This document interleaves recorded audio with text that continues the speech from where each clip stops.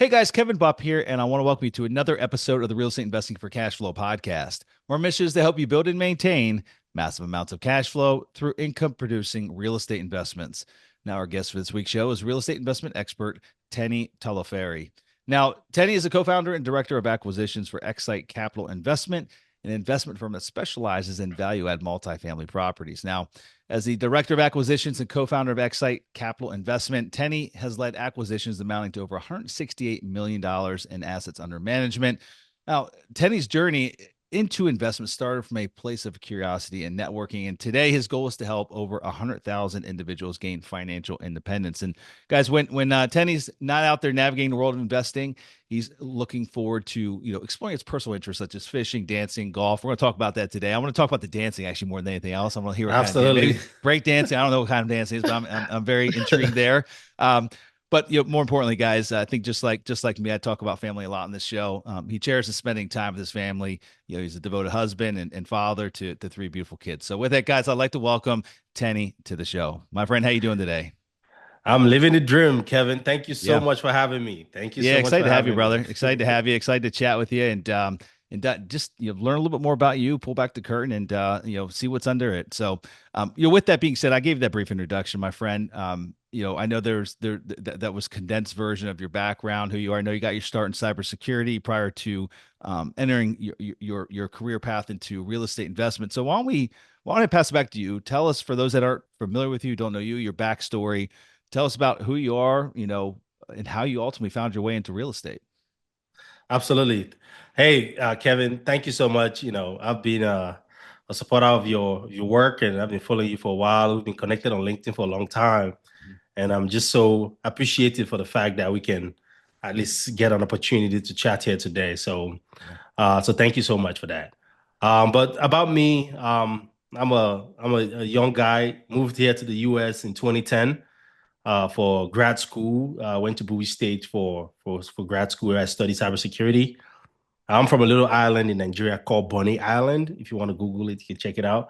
But I'm an island boy, and all I wanted was an opportunity for me to do something different that a lot of people have not done in my family. Come here, get my education, and of course build wealth.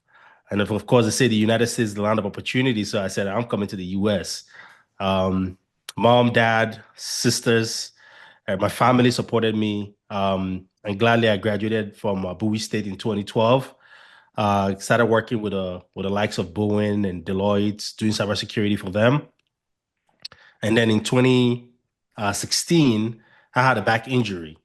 And in that back injury, and again, it's a fault of mine. I was lifting weights. I was lifting heavy weights because I felt like I was too strong.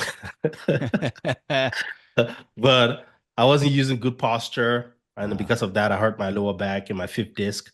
So I was home for a little bit. I was working at Boeing at the time. And I had started thinking about my life and what I want to do. And so a lot of people that are listening right now, as you're growing up, a lot of the things that you picked up from your family, from your parents, that's when you become an adult, those things kick in. So in 2016, I started having that itch of entrepreneurship. At that time, I didn't know where that is coming from.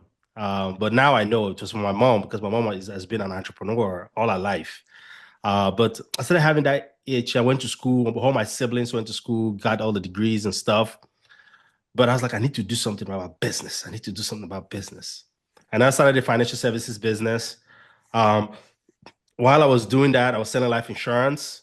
I was mhm. still doing my 9 to 5 job in cybersecurity, but I started the side gig, which is in life insurance. In that process, while I was doing that, I met one of my partners, Leslie Awasom, who is the director of operation at XSITE Capital and one of the founder.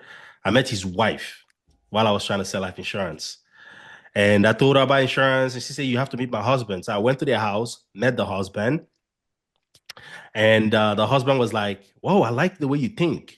What do you do for personal development?" And interestingly, both of us were reading the same book at the same time. Elon Musk autobiography, the first one that came out. That was the same book we were reading. And before that, I just finished reading Money Master the Game by Anthony Robbins. He has read that book as well. So we kind of had some similarity, and we now moved from insurance to personal development. Mhm. So he was looking for somebody that is in personal development. I was looking for somebody that was in personal development that's not in our friends circle. And then every Friday we started meeting to play the cash flow board game by Robert Kiyosaki Yeah. at the brewery. So that's where me and him now started talking about business and real estate. Robert Kiyosaki have the cash flow quadrant, the E, the B, the S, and the I, right? And he said if you want to be wealthy, you have to be in the B and the I. And that's a philosophy I bought. So I was like, well, I have my 9 to 5 as an employee. I'm building a business of financial services. What I'm missing is real estate. The Mhm. only property I had at that point was my house, my primary residence, and that was it. I have no clue about flips. I have no clue about wholesaling, multifamily real estate, mobile home park, nothing. Like I was clueless. So meeting Leslie, we started talking about real estate, and I was like, okay, let's just go in and do the regular single family home, do the Burr method, and then move on from there. That's what we set out to do. So And was Leslie in real estate at all at that point in time? Was he actively running a real estate business? yes, he had some properties in Maryland at the time. Okay. So I was like, "Ooh, this is my key to real estate." So he was like, "Yeah, we can partner up because I'm very outgoing. He's more on the introvert side of things. So he's like, you go look for the property. I'll look at the numbers and all of that good stuff." So that's how we found our chemistry, and we decided to create XSITE Capital. So we created XSITE Capital, and the reason why we created XSITE Capital was just to buy single family homes. And then later we realized that there's something called multifamily real estate. I've lived in multifamily in apartments, but I never knew that I could buy one. So I bought, and how we came about this realization was I bought a material for 9.99 online. I studied it and I was like, oh man, there's a lot of advantages to doing multifamily real estate compared to flips and wholesaling and all of these things. So what we now started doing was to educate ourselves significantly. We went and got the mentors, went to the boot camp, went to listen to all the podcasts. We did all of that. Mhm. And that's how we now started launching XSITE Capital. And there comes our first failure. So while we were doing this, we got very excited. We had what's called ignorant enthusiasm. We were very, very excited about our new venture. And in that process, we met a group of folks that say, hey guys, come and raise capital on our deal. So we went in, tried to raise capital for the deal. We couldn't raise a dime. We raised $0 in our very first deal that they asked us to come and raise capital on. Um, but me and Leslie was like, well, do we really believe in this? If we do, why don't we just invest our capital? So in 2019, I invested my very first capital as an LP in the deal in Atlanta. And that deal has been distributing capital to me or returns to me since I invested in that deal. So I'm very, very happy about that investment. So I put my money where my mouth is. I'm like, you know what? I learned I like this stuff. I'm investing. So I invested my capital. And then in 2020, this was in 2019, in 2020, the same group had an opportunity for us to raise capital again in DC to become a co-GP as well. And then Leslie now took that deal to the hospital because Leslie is a Okay. CRNA, Hmm. and he works at a hospital.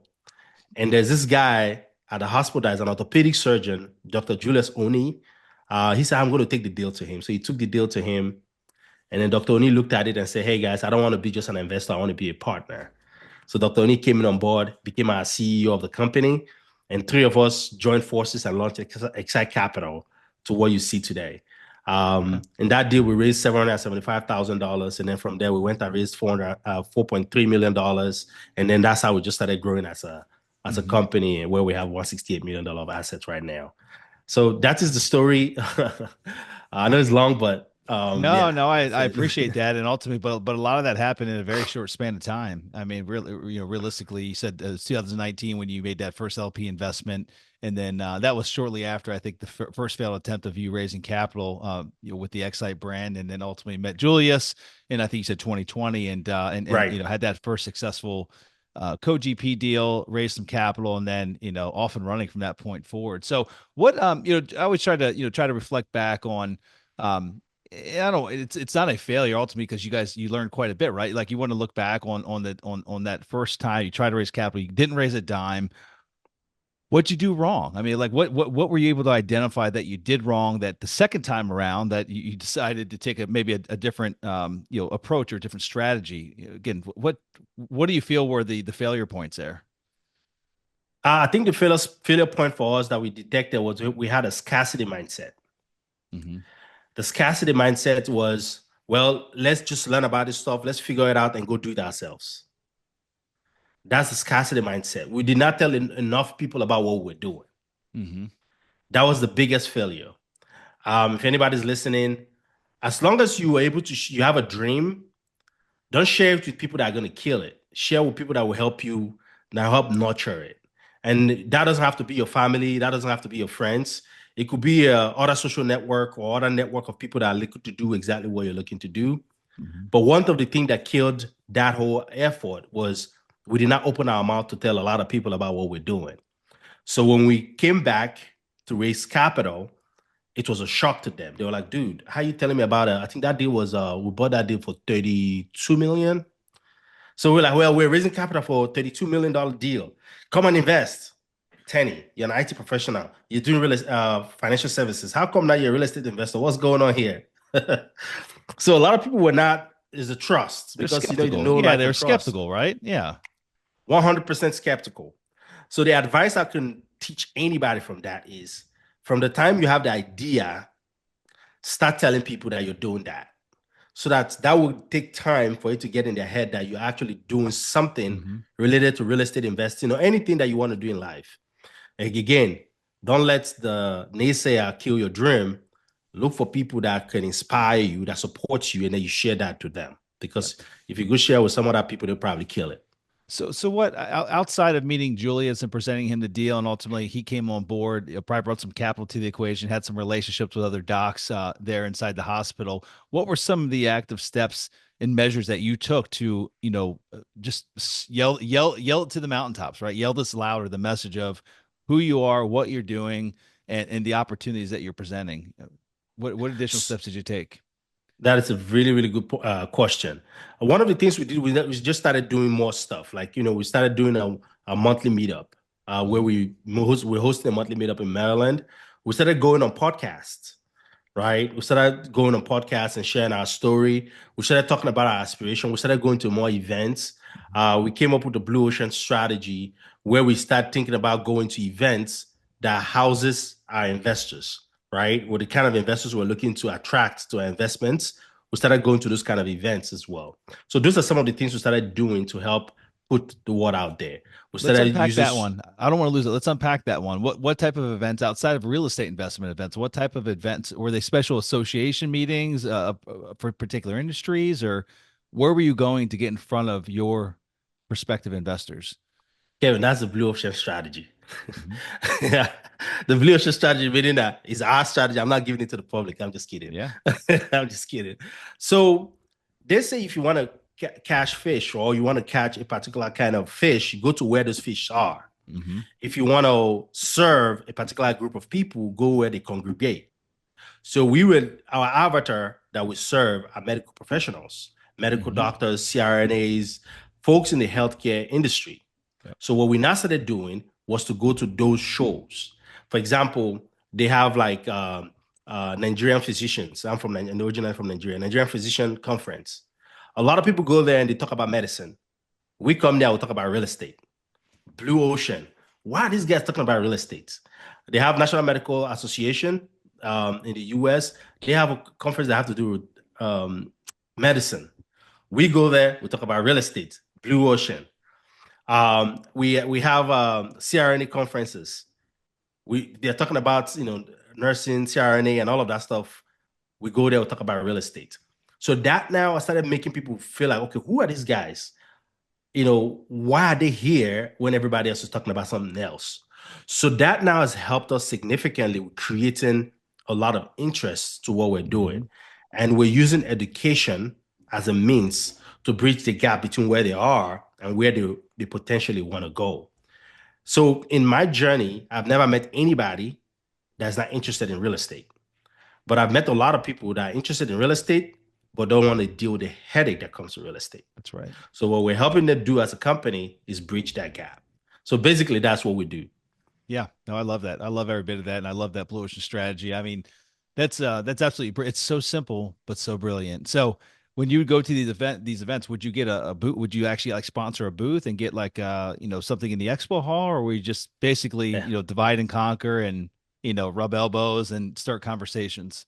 What was the So approach? initially we just go, but we now realize that in order for you to be effective, you have to make people know your presence, like Yeah. feel your presence. And one of the things we do is booth. We have our own booth with XSITE Capital on there. If check me on LinkedIn, you see some of the things, or on Instagram, you see some of the shows that we've been on. Also, we host like private events. So we can just say, XSITE Capital is hosting a happy hour at this date, at this place, at this particular time. So a lot of people will show up and we'll just interact with folks, right? Yeah, that's what's basically. And then sometimes we just sponsor the organization. We say, okay, here's $1,000, $2,000. Excite Capital is a sponsor, and then you put us in their email, they put us in their brochure. Yeah, so we do a lot of this stuff. Would you say that? No, I love it. I love it. I love you sharing that. Again, it's just it's just thinking out of the box, and it's not rocket science, right? I mean, it's a pretty straightforward approach. But most folks don't think about the very minor out of the box strategy, right? Of just going where the herd isn't. And Exactly. anyway, I love it. I Exactly. love it. So curious to know, and maybe you don't know the exact now, you probably have a general idea, like what percentage of your investor base, those that are actively in your deals today, are made up of medical professionals? Is it the majority? Majority. Okay. And Yeah, the guys. reason For why, those and the reason, that's listening, I mean, seriously, like that, and there's hundreds of different industries that you could take this approach with, right? yes, Where there's plenty of high net worth individuals that are, professionals within that industry that I guarantee there's not another booth there at their industry events that is exactly. offering an investment opportunity, so And, I love every bit of that. and this is the principle behind it. It's commonality, Yeah. right? Our CEO, he's an orthopedic surgeon. Leslie's a Mhm. CRNA. They're both in the medical space. They understand the challenges that a lot of medical professionals go through. They understand the long hours that they work. They Mhm. understand all of these things. And they're like, okay, these are the same problems that I faced. What if we can find a solution and help you guys solve that problem? And that's how we're so everybody that's listening today, you got to figure out who you want to serve. That is the Yeah. number one step. You have a product, who do I want to serve? And Mhm. then once you find people you want to serve, you got to go to where they are and then go there and then serve them. It's as simple as that. Yeah. No, I love that. That's great. Appreciate you sharing that, buddy. I want to talk about basically your guys' business model, your strategy, and two parts of that.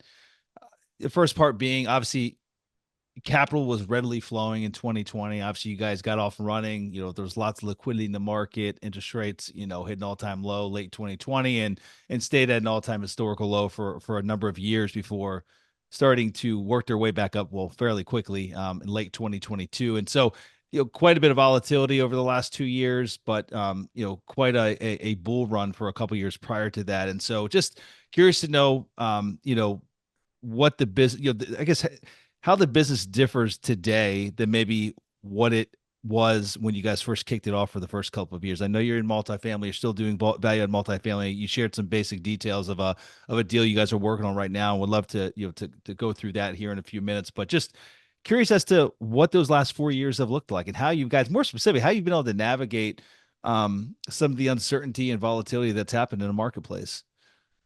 That's a really good question. Yeah, it's been challenging for the last 2 years. It's been really challenging, Challenging on the but buy side or operation side or both. everything. Yeah. It's been challenging on the we acquiring deals. It's been challenging raising capital. It's been challenging managing deals. Um, it's been a lot of challenge, but we are very we have one of our core values tenacity. So we persist amongst any adversity, right? Hmm. So during 2019, when we started buying deals, so in 2019 we invested as LP. In 2020, we did two deals.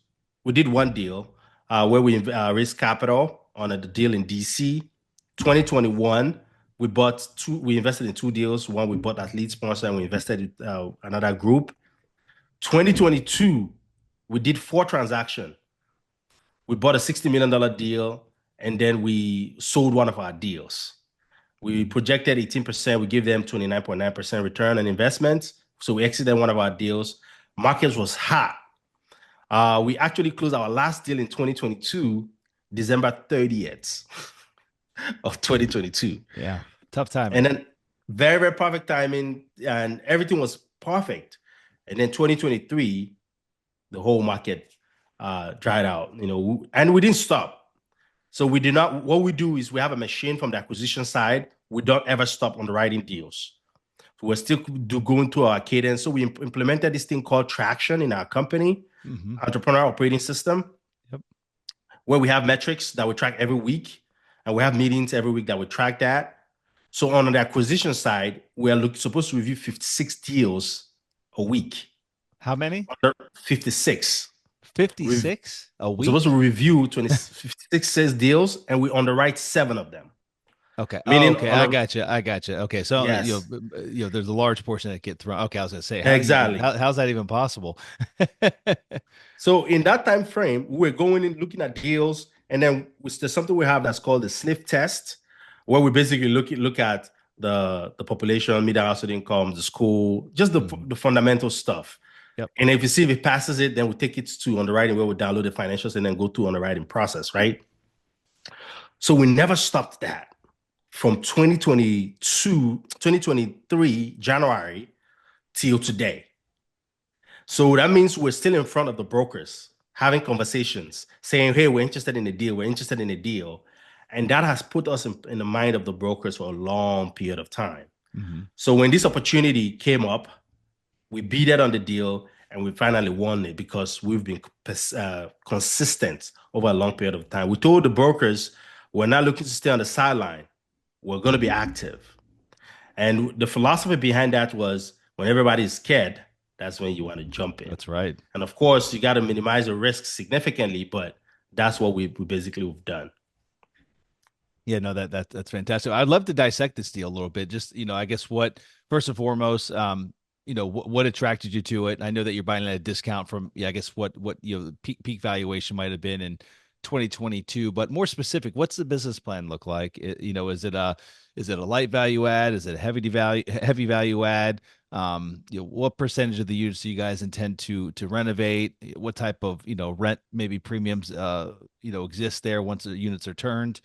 Just generally speaking, if you give us like maybe the 10,000 foot view of the business plan, this particular deal, that'd be helpful. Sounds good. I can share that. And it's the same business plan we've executed in a lot of our deals. This deal in 2022, it was valued at 60 million, $60,700,000. Hmm. That's what Colliers valued this deal as, the valuation of this deal. We're buying it at $49.1 million today, right? Two, we have another deal in the same market, though in a different county, but in the same market. One of the deals we bought in 2022 is in DeKalb County, which is not such a great county in Atlanta. This deal is in Gwinnett County. Hmm. And if anybody knows Atlanta, Gwinnett County is one of the fastest growing county in the state of Georgia, right? So we're buying this deal in Gwinnett County. Another thing I would like about this deal is the debt that we're assuming on the loan. And if anybody's into real estate, they'll know that one of the rules of real estate is you want to buy with a long-term debt. So we have a fixed rate debt at a 4.74% locked in till the end of our business plan. And you asked about our business plan. What is that? It's a light value add. We're spending about between $13,000 to $14,000 a unit in renovation. And the same kind of renovation that we're about to do on this project, we've done it on our other project in DeKalb County that's 14 minutes away. So we understand that sub-market, how much it's going to cost us to do the renovation. And we're looking to renovate about between 85 to 105 units out of the 268 unit of the Okay, property that we're buying. got it. That's exciting. So, and then I know we talked about this before we start recording. Is we expressed our just I guess the additional hurdles that exist with raising capital in today's environment. And I think a lot of it, it's there's been a lot of economic instability. We had an election coming up. No one knew what was going to happen there. Lots of retail investors. If we're speaking to the retail investor group, there's been lots of challenging deals that have gone sideways. Folks have lost money. There's been lots of capital calls, yada yada yada. There's been lots of challenges out there, and I think it's made folks skittish as well. And so Absolutely. for all those reasons, it's been a little bit more challenging to raise capital, at least from the retail world. And we're not in the institutional side, but I know that as well. It's also Yeah, equal amounts of a challenge on the institutional side, although that's not absolutely. our target audience. So I know that you guys, this is a big raise for you guys. You guys are making great progress, but just, are you having the same experience with raising capital, just having to work probably 5 times as hard to get the same amount of capital through the door? 1,000,000%. Yes. Yeah. Any, It's yeah. challenging. Is It's there anything that you challenging. guys are doing, like anything that you're doing that's unique in nature, that again, just thinking outside the box, anything that you guys have instituted that maybe you hadn't done 2 years ago when capital was more readily available? Yes. A lot of things. So first, the the the highest deal we've done as lead sponsor was $25 million deal Hmm. that we did. XSITE Capital was lead sponsor, and we found the deal, underwrote it, put it under contract, closed it, and all of that good stuff, right? Fast forward 2 years later, we jumped to a $50 million deal. In that whole 2 years period, we were, building, investor database. We're using a blue ocean strategy, but there was a lot of hypotheses that we did not test. One, we said we've gone to all of these conferences, we have all of these investors. We did not test to see if they were ready to invest capital when we have the deal, right? We did not understand who are the guys that are actually ready to deploy capital right away.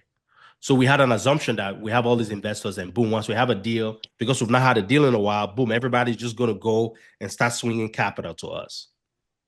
Two, we had election, Hmm. where there's a lot of uncertainty in the economy. Interest rates was going up, right? So just a whole lot of things and a lot of uncertainty and a lot of fear in the economy kind of made everybody want to pause. Does that mean there was no capital? Absolutely, there was capital. Everybody had money, but everybody wanted to pause and see what's going on, what's going to happen. So we got the deal during this period when there was a lot of uncertainty, and that's what kind of stifled our progress when it comes to the raise. Now, what are some Hmm. of the things we're doing today that's helping us grow? Personally, as an individual, I've grown because of this deal. I've grown significantly in terms of my skill set. I thought I knew how to sell.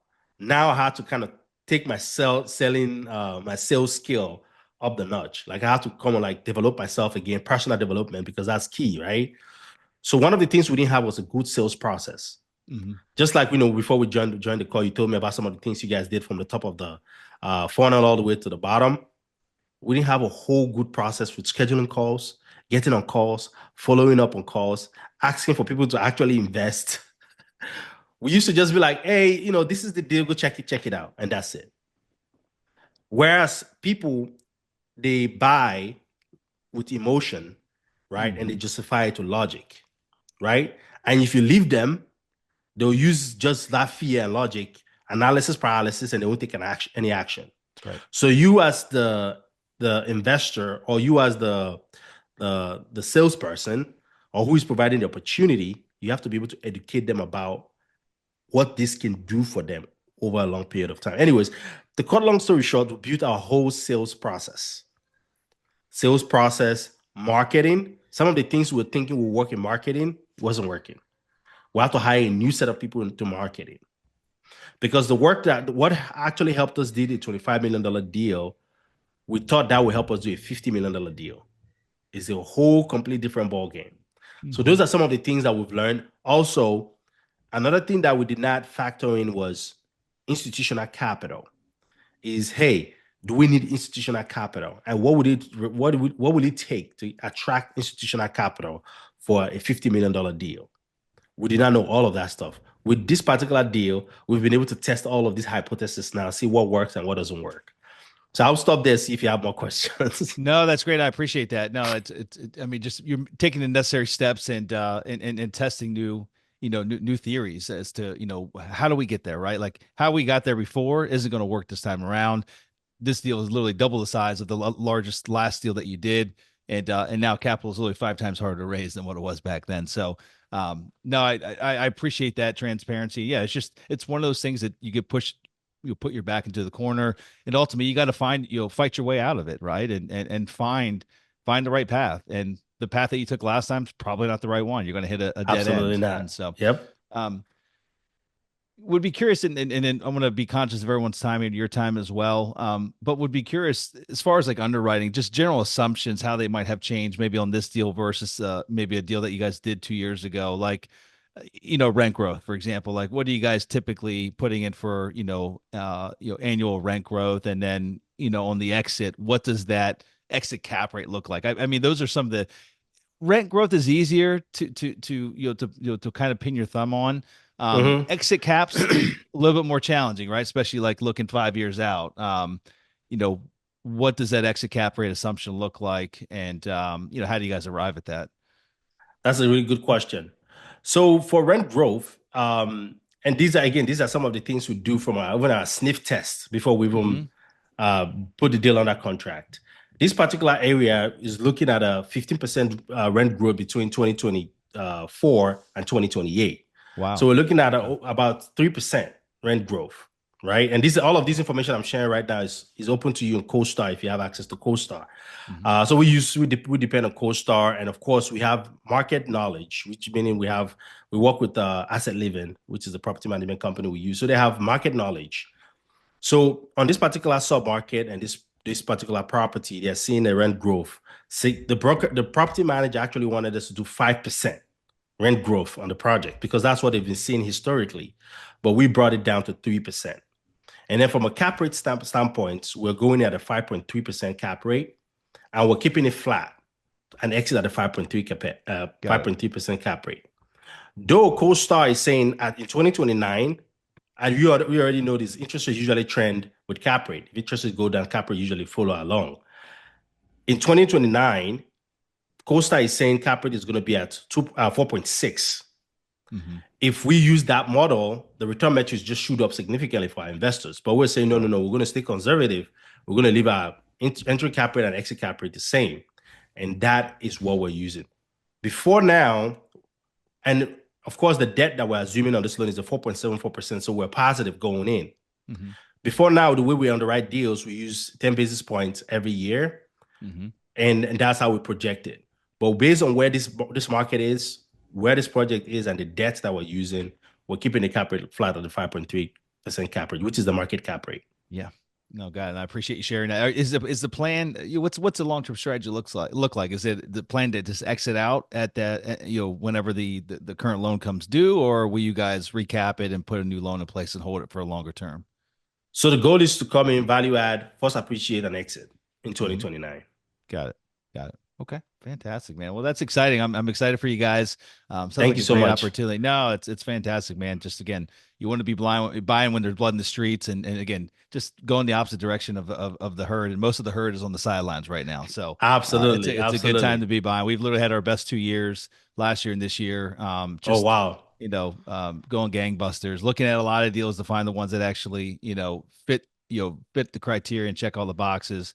Absolutely. But again, we were a little bit more skittish in 2020, 2021, 2022. We bought, but we didn't buy it as near as much of our competition. Lots of our competitors were scaling to the moon, but now they're not in a position to buy, and we're in a position to buy. At So it's all. worked out really. I'm not going Right. to say that I had a crystal ball and that was going to happen, but ultimately, what I couldn't do, I had a hard time making things underwrite back then. I would look at Oh, deals yeah, and I'm like, I don't know what I'm it missing. was Like, insane.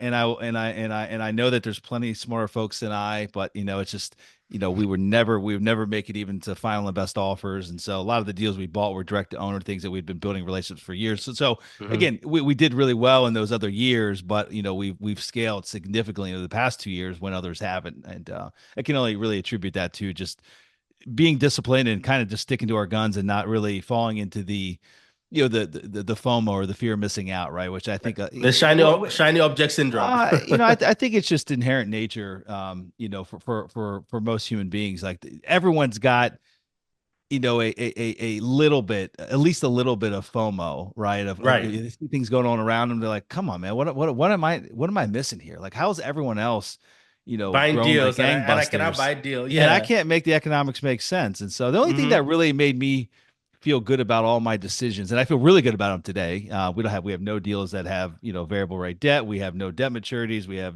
anyway, all of our deals, we continue making distributions. We never stop making distributions, still making them That's to date on beautiful. all of our legacy funds.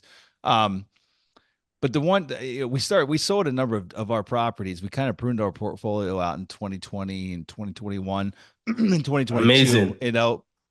again, but only because we weren't interested in really selling, but unsolicited offers will come in. And, if I could identify, number one, I knew the property better than anyone else. We've owned it Hmm. for a number of years. And while, again, there's always a better operator, there's always someone that can squeak a little bit more value out of something. If I couldn't even remotely make sense of an offer that was being presented to me, and I could realize, maybe 8 to 10 years worth of earnings right there, then and now, then we were Hmm. like, okay, let's sell Let's this get rid property. of So, it. yeah, Hmm. absolutely. Like it doesn't make sense for us to hold on to it Hold on to it. You're if making we your can money realize, anyways. nearly, 8 to 10 years worth of earnings right now, and I have no idea how they're, getting to that number. We know it better Hmm. than anyone else. So, anyway, always wish everyone the best with their endeavors. And but I'm not sure. I'd love to know how some of those deals are working out now, but who So knows? the thing is, I think we people just have to stay disciplined, right? That's right. That's it. The fundamentals never change. I mean, the It general doesn't fundamentals change. don't change, right? Like the It market doesn't. changes, rates change, but the general fundamentals don't change. And so anyway, I think it's, and at the end of the day, real estate. I always argue and say real estate. It's a long term game. Like it's It not a. is. You can make quick pops. You can get in, get out. We've all had those deals, and inevitably, the longer you're in the business, you'll have many of those deals come your way in due time. Right. Like you'll get in, get out quick, exceed projected returns. You like literally buy 2x. But then most Right. of the deals you do, it's more of a As long term. slow and steady. Slow and Right. steady always wins the race. And I've been at this now for more than 20 years. And so I have now I can honestly say I've been through one full cycle. I don't know where we're at in this current cycle. I'd like to say I think we're at the bottom. I think we're at the trough. So I kind of Yeah. age myself by saying that because in the next year or two, I'll be able to say that I truly went through two full To real estate cycles. Yeah, I don't know if that's good or not, but in any event, I feel like I've learned a little bit along the way. So with that, that's the yeah, beautiful part about it. Like now, yeah, you've, and that's what's helping because once you have an experience, nobody can take that away. You win the yeah. game when all of these things are happening. So Yeah.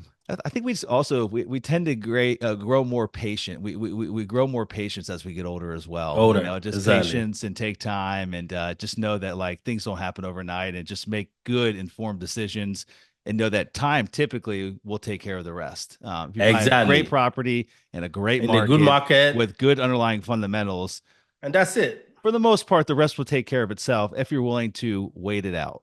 Wait If it you out. can wait it out, right? Right. So, Tenny, man, this has been a lot of fun, buddy. I'm glad we were able to finally connect in person. Glad to bring you on the show and appreciate you Thank you so sharing much. all your insights and just the story. The story is phenomenal. Wishing you all the best and looking forward to catching up in the future and just seeing where you guys are at. I would love to maybe do a recap on this deal once you guys get it closed, get it to the finish line.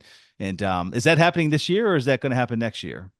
So we have to we got to get a loan assumed, and I have Okay. to go through Okay. Yeah, the Arcadia. process. Yeah. So it's probably going to be early next year for we to get everything Yeah, done. it takes some time. That takes some time. Yep. So, yeah, well, good deal, my friend. Well, for those that want to learn more about you, the company, your firm, what you guys do, where's the best place to reach you? Your website. Yeah, is XSITE Capital, is X as in xylophone, SITE capital.com.